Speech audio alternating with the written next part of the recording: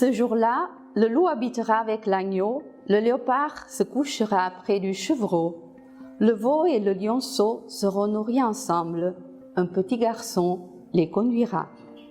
Un poème magnifique nous est offert cette semaine.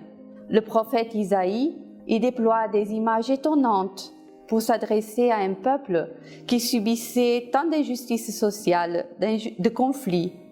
Un peuple qui se contentait d'accomplir des rites désormais, des rites qui ne touchaient pas leur vie. Dans ce contexte, le prophète annonce un humble commencement, une promesse d'avenir. En ce jour-là, un rameau sortira de la souche de Jessé. C'est la promesse d'un nouveau roi, comme un don inattendu, sortant d'un tronc duquel on n'attend plus de signes de vie. Isaïe annonce ici la venue du Messie, descendant du roi David. Car en effet, Jessé était le père de David. Rempli de l'Esprit du Seigneur, le roi Messie en est le reflet. Ce sera un roi juste, fidèle à son peuple, équitable. Il sera très respectueux de la réalité des faits lorsqu'il prononcera des jugements. Il rendra la justice aux pauvres et aux humbles, à ceux que négligent tous les pouvoirs de la terre. Oui, il remettra chacun à sa place. Il frappera, mais ce sera par la force d'une parole puissante et crédible. Avec sa venue, ce sera une nouvelle création. La nature elle-même, les animaux, tous les êtres vivants retrouveront l'harmonie de l'origine. Cette harmonie voulue par le Créateur et abîmée par le péché de l'homme. Ce n'est pas un hasard de reparler ici du serpent, inoffensif désormais, presque un jouet pour les enfants. Le nourrisson s'amusera sur le nid du cobra, est-il même annoncé. Bêtes sauvages et animaux domestiques seront nourris ensemble.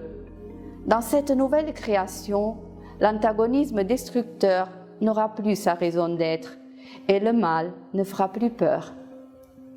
Comment ne pas évoquer ici l'insistance avec laquelle le pape François nous redit que tout est intimement lié dans l'univers. Cette harmonie, scellée par Dieu en toutes choses, nous rappelle Isaïe, sera possible si la connaissance du Seigneur imprègne de nouveau le monde. La connaissance, en effet, dans le langage biblique, plus que le savoir intellectuel, exprime un lien intime, amoureux. Pour nous, ce roi Messie déjà venu est Jésus, né dans le silence de la nuit et la pauvreté d'une étable, dans une petite ville de Juda. Lui, le Dieu de gloire, qui répond aux attentes des nations, vient vers nous dans l'humilité, comme un rejeton très discret, là où on ne voit que déchéance, violence et injustice criante. Oui, cette harmonie, cette justice retrouvée qui embrasse toute la création nous paraît lointaine.